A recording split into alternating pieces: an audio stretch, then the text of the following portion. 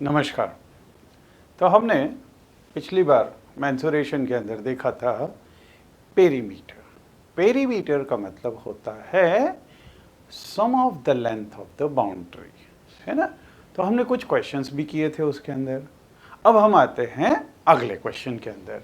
अगला क्वेश्चन है fifth question, find the perimeter of a regular hexagon. Regular hexagon means जिसके अंदर 6 sides हो, और रेगुलर मतलब सब साइड्स और उसके अंदर के सब एंगल्स इक्वल होना चाहिए। तो रेगुलर हेक्सागन अगर हम देखें तो ये इस तरह का बनेगा, कुछ रफ फिगर है ना। 6 साइड्स हैं और 6 साइड्स इक्वल होनी चाहिए, ठीक है। और अगर रेगुलर है with each side measuring 8 metre, तो हर साइड इसकी 8 मीटर की है। तो 8 मीटर यहाँ पे, 8 मीटर यहाँ पे, 8 मीटर यहाँ पे, 8 मीटर यहाँ, 8 एंड 8। अगर इसको हम A B C D E और F लें, है ना, तो पेरीमीटर, पेरीमीटर क्या हो जाएगा? देयरफॉर पेरीमीटर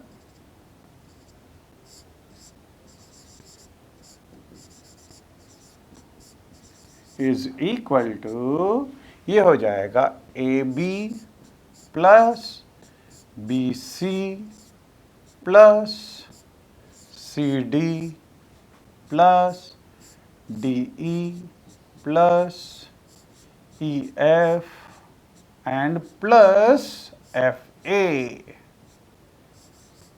ठीक है। और ये सभी 8-8 मीटर के हैं।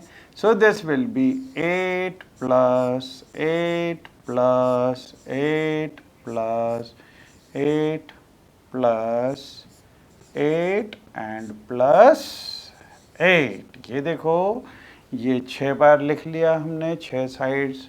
अच्छा, 8 इंटू 6, तो दिस इज 48 मीटर, है ना। तो अगर हम यहाँ से यूँ चलना चालू करेंगे 8 8 8 8, तो 6 times 8, so this is 48 metre. Okay, अब हम देखें अगला क्वेश्चन। अगले क्वेश्चन में the perimeter of a regular pentagon. अब यहाँ पे रेगुलर और पेंटागन भी है, और ये पेरीमीटर दिया हुआ है। अभी हमने पेरीमीटर निकाला था, लेकिन अब पेरीमीटर दिया हुआ है। तो यहाँ पे ये 100 सेंटीमीटर दिया है। How long is it's each side, तो इसकी हर साइड कितने सेंटीमीटर की है। अब देखिए, पेंटागन मतलब एक रफ फिगर अगर इसका बनाएं तो ये इस तरह का बनेगा, इस तरह का। इसमें थोड़ा सा यहाँ से ये एंगल इस तरह का आएगा। तो दिस विल बी ABCDE,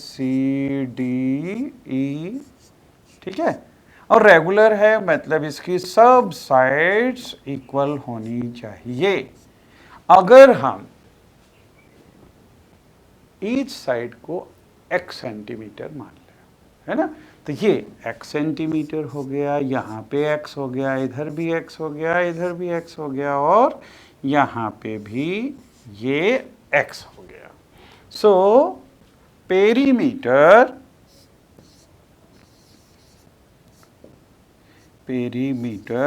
और of regular pentagon will be equal to, यहाँ पे हो जाएगा AB plus BC plus CD plus DE और प्लस EA, ठीक है। लेकिन ये पेरीमीटर कितना दिया हुआ है? ये दिया हुआ है 100 सेंटीमीटर। तो this is equal to 100 centimetre, ठीक है। अब ये है x plus x plus x plus x plus x is equal to 100 centimetre. अब ये x प्लस 5 बार आ रहा है तो this will become 5x। So this is 5x is equal to 100। जब ये x को दूसरी साइड शिफ्ट करेंगे या हम दोनों साइड 5 से डिवाइड कर दें तो x will be equal to 100 upon 5। ठीक है, इससे इसको कैंसिल कर सकते हैं 20 times. So this will be equal to 20 centimetre. मतलब हर साइड इस रेगुलर पेंटागन की कितनी कितनी होगी? 20-20 सेंटीमीटर की ये साइड्स होगी। ठीक है, now next question is a piece of string is 30 centimeter long. What will be the length of each side if the string is used to form? पहला स्क्वायर, इस स्ट्रिंग से हमने अगर स्क्वायर बनाया तो हर साइड की लेंथ चाहिए। फिर एन इक्विलेटरल ट्रायंगल, अगर इक्विलेटरल ट्रायंगल बनाएंगे जिसकी तीनों साइड्स इक्वल होगी तब कितनी कितनी साइड होगी। ऐसे ही रेगुलर हेक्सागन अगर उसका बनाया तब कितनी कितनी साइड्स होगी। ठीक है, अभी हाल हमने पेंटागन को तो देख लिया कि उसकी लेंथ अगर दी हुई हो और पेंटागन की हर साइड की लेंथ कितनी होगी, बिल्कुल उसी तरह का ये क्वेश्चन है। ठीक है, तो सबसे पहले हम देखेंगे फर्स्ट ए स्क्वायर।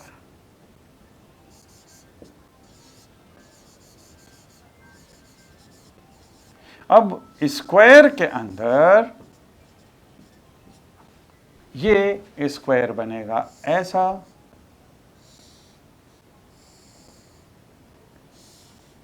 ये ए बी सी डी। अच्छा, हमको ये भी मालूम है स्क्वायर में सब साइड्स इक्वल होती है, तो ये अगर x है तो ये भी x होगी, तो ये भी x होगी और ये भी x होगी। और देखिए स्ट्रिंग से हमने, और इसकी लेंथ दी हुई है 30 सेंटीमीटर, तो हमने यहाँ से शुरू किया और इसको ऐसा बना दिया स्ट्रिंग को। ठीक है, तो इसका पूरा टोटल कितना हो जाएगा? 30 सेंटीमीटर, क्योंकि उसका यहाँ पे लेंथ दी हुई है, piece of string is of 30 centimetre long. तो यहाँ पे जो पेरीमीटर होगा x plus x plus x plus x, ये 30 सेंटीमीटर के बराबर होगा। तो यहाँ पे हम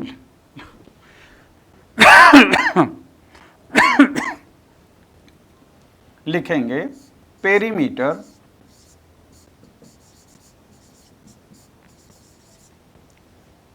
is equal to x plus x plus x plus x is equal to, ये है 30 सेंटीमीटर।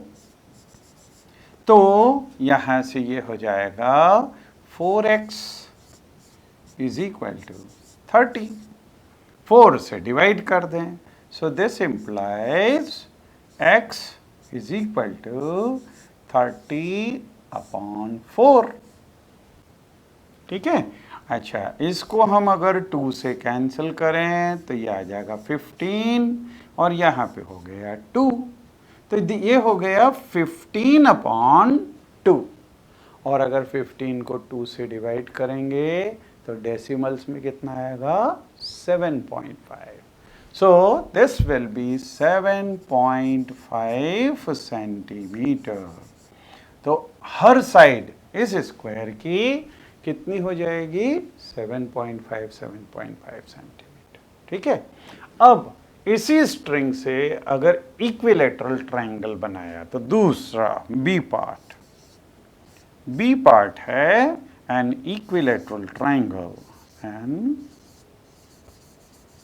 Equilateral triangle. अब इक्विलेटरल ट्राइंगल में तीनों साइड्स इक्वल होगी। यहां पे ए बी सी, अगर हर साइड, क्योंकि ये सब साइड्स आपस में इक्वल है, अगर इसको x ले लें, इसको x ले लें और इसको भी x ले लें, ठीक है, तो पेरीमीटर क्या हो जाएगा इसका? पेरीमीटर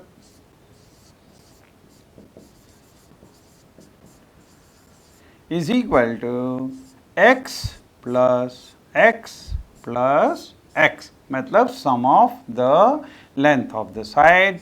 लेकिन ये भी बनाया है 30 सेंटीमीटर वाले धागे से, तो this will become equal to 30, means x plus x, तो ये हो गया 3x is equal to 30।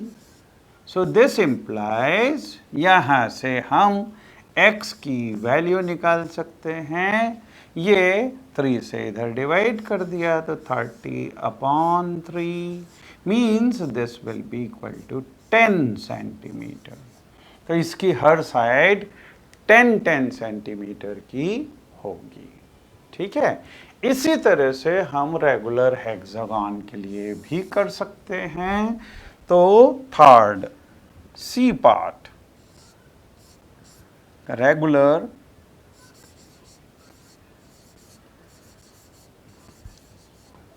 Hexagon,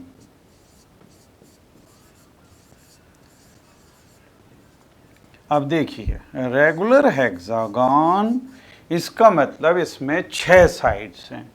ये 6 साइड्स इसकी हैं और सभी इक्वल लेंथ की है ना। तो यहाँ पे A B C D E और एफ, अब ये सब साइड्स आपस में इक्वल लेंथ की है। तो हम अगर सपोज करें कि हर साइड की length x x x x x और यहाँ पे भी x सेंटीमीटर दी हुई हो, तो पेरीमीटर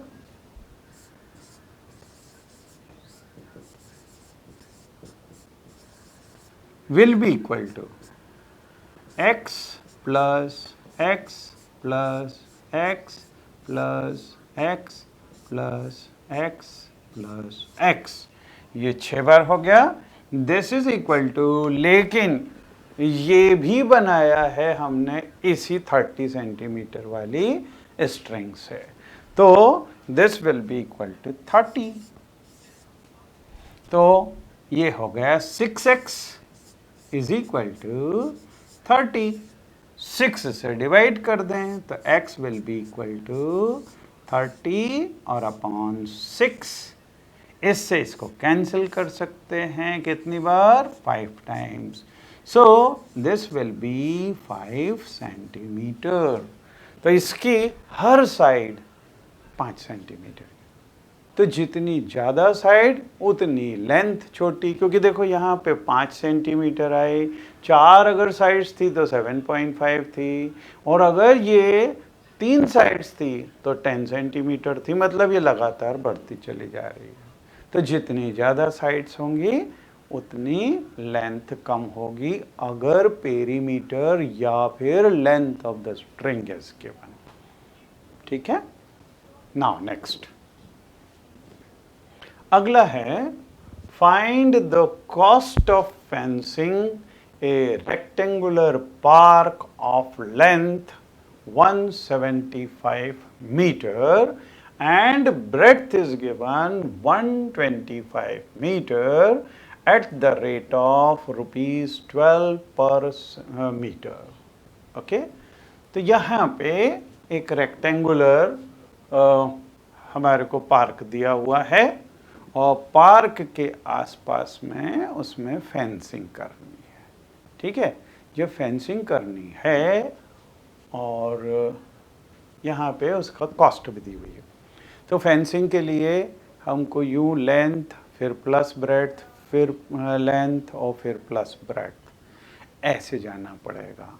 और हमने ये भी देखा है कि पेरीमीटर ऑफ रेक्टेंगल कितना होता है, 2 टाइम्स लेंथ प्लस ब्रेड्थ, क्योंकि दोनों लेंथ यूँ आमने सामने वाली हो गई और 2 ब्रेड्थ हो गई, तो 2L और प्लस 2B, उसमें से 2 कॉमन ले सकते हैं, है ना।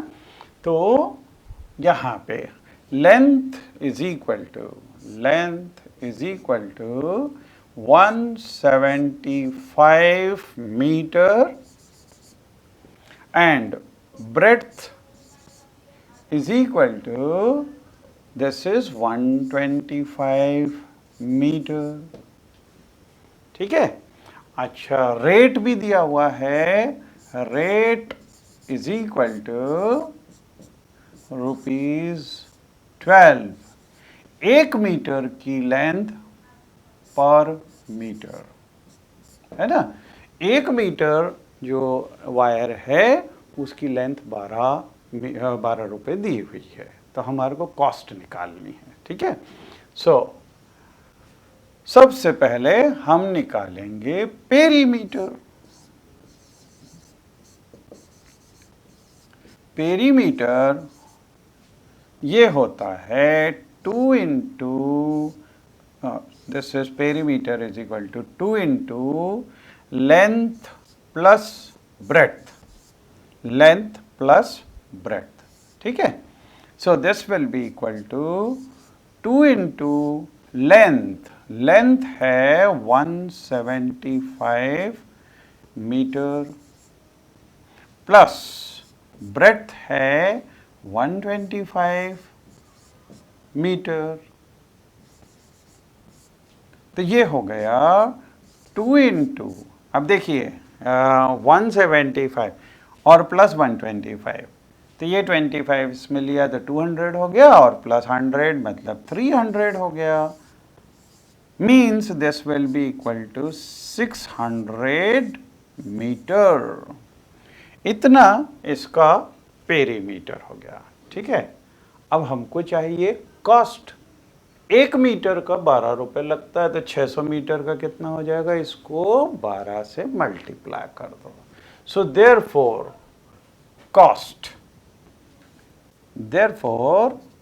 कॉस्ट ऑफ फेंसिंग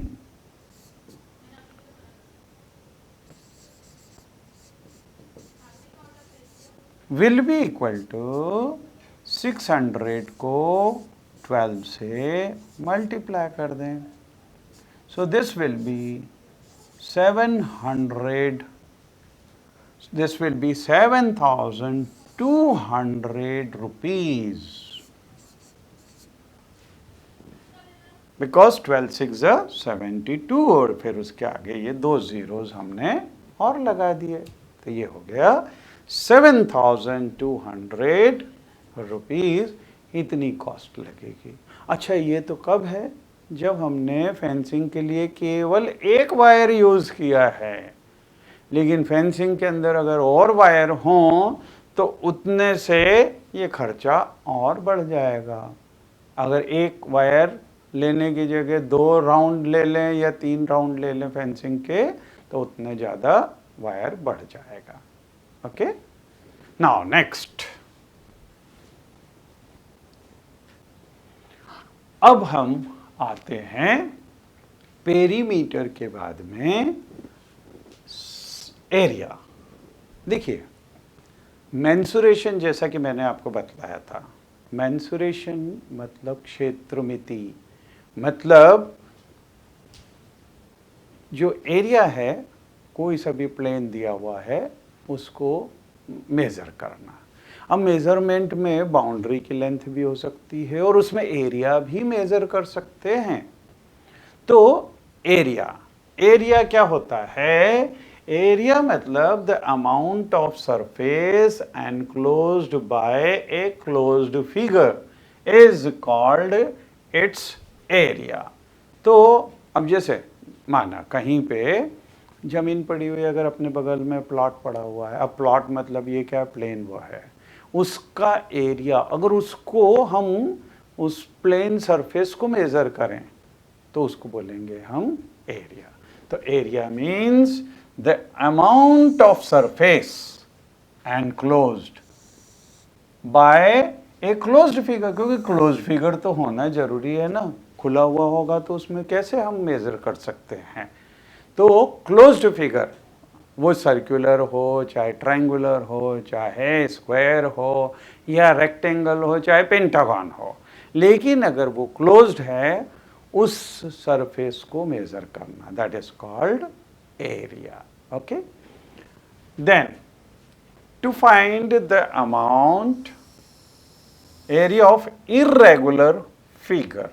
देखिए रेगुलर फिगर हमने देखा था, रेगुलर फिगर मतलब क्या, जिसके अंदर साइड्स इक्वल इक्वल हो, और अगर इर्रेगुलर फिगर होगा उसका एरिया हम निकालना चाहें तो देखिए जो उसका तरीका होगा वो क्या होगा, place them on the squared paper और graph paper where every square measures 1 centimeter by 1 centimeter and adopt a convention. First, the area of one full square is taken as, जब पूरा full square लिया तो वो 1 square unit होगा, and if it is a centimeter तो centimetre square sheet तो area हो जाएगा 1 full square centimetre will be 1 square centimetre. ठीक है, और ignore portion of the area that are less than a square, अगर less than half of a square हो तो उसको निग्लेक्ट कर देना है, और अगर more than half of a square हो तो उसको just count as 1 square. If it is exactly half, this is counted, then area will be, then take its area as half square centimeter। तो यहाँ पे अगर irregular फिगर दिया हुआ हो तो जैसे हमारे को मान लो कोई ट्रायंगल या स्क्वायर या जैसा भी वो दिया हुआ हो उसको स्क्वायर्ड पेपर के ऊपर रख लो, स्क्वायर्ड पेपर हो या ग्राफ के ऊपर। ठीक है, अब उसमें जब रखेंगे तो वो कहीं पे उसका स्क्वायर जो बना हुआ है उसका आधे से कम होगा, कहीं आधा होगा और कहीं आधे से भी ज़्यादा होगा। तो उस केस के अंदर अगर आधे से कम हो तो उसको निगलेक्ट कर दो, आधे से ज़्यादा हो तो उसको पूरा ले लो फुल स्क्वायर, और अगर आधा हो तो उसको हाफ लेना है। ठीक है।